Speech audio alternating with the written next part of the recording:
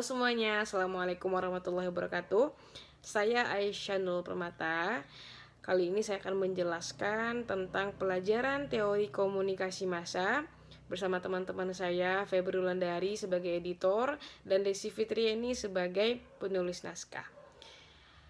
Kami mendapatkan pembahasan mengenai teori-teori normatif media, di mana terdapat dalam cabangnya kami membahas mengenai teori pers totalitarian. Maka kami akan membahas mengenai teori pers totalitarian. Sebelumnya teman-teman harus mengetahui apa itu si fungsi pers. Fungsi pers itu teman-teman yaitu ditetapkan sebagai alat untuk melakukan indoktrinasi massa atau pendidikan massa, atau juga bisa disebut dengan bimbingan massa.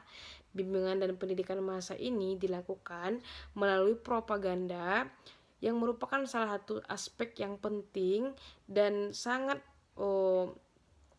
berguna dan bermanfaat bagi partai-partai dan kegiatan-kegiatan formal negara, di mana tunduknya pers secara total kepada partai komunis itu dapat membawa konsekuensi bahwa kebebasannya dibatasi untuk menerbitkan berita-berita atau pandangan-pandangan sendiri. Demikian juga usahanya dalam memanfaatkan kebebasan untuk melayani kepentingan atau pendapat para pembacanya. Nah, kali ini saya akan membahas apa sih itu totalitarian media teori. Nah, dikenal juga dengan sofis komunis teori. Totalitarian media teori dikembangkan pada masa Nazi atau pada masa komunis, atau disebut sebagai penindasan dari kelompok plural dari kebutuhan yang tinggi untuk propaganda kuat dan dipusatkan pada budaya politik. Kontrol langsung media oleh kekuasaan politik dominan dilihat sebagai sebuah usaha untuk mencegah adanya penyimpangan, dipandang sebagai musuh dari manusia. Para anggota nasionalis, sosialis harus percaya dengan adanya total kontrol yang berlebihan dari media, dan ini bisa mendidik masyarakat dan memimpin mereka ke masa depan yang diinginkan. Nah, jadi sebenarnya teori totalitarian ini lebih mencakup kepada pemerintah atau politik, di mana teori ini muncul pada zaman-zamannya komunis nih pemirsa, teman-teman. Yaitu tahun munculnya teori ini 1963. Nah, kemudian mengenai karena teori ini membahas mengenai pemerintahan, kita akan membahas pers dalam negara totaliter komunis nih, di mana dimiliki oleh negara dengan tujuan untuk mensukseskan dan melestarikan sistem sosialis Soviet dan terutama kediktatoran partai, yaitu kritik terhadap partai dan tujuan-tujuannya tidak diperbolehkan.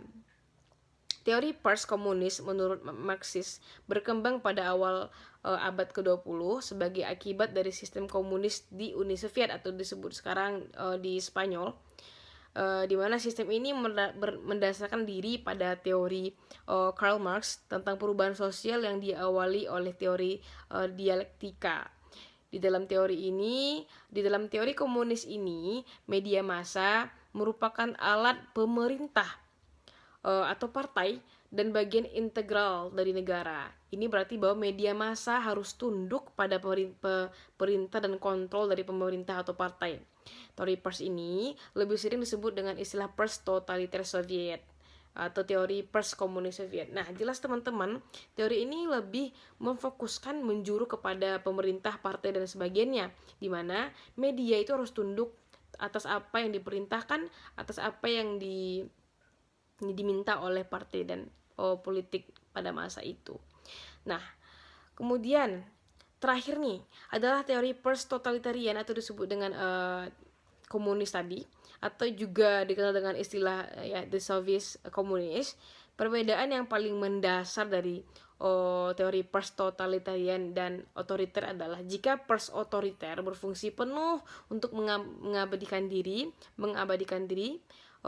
mereka kepada pemerintah dalam rangka mendukung pemerintahan yang otoriter, maka pers totaliter itu lebih cenderung berkontribusi terhadap keberlanjutan sistem sosialitas dengan memberikan pandangan yang objektif tentang masyarakat dan dunia dalam batas-batas prinsip yang Marxisme atau Leninisme.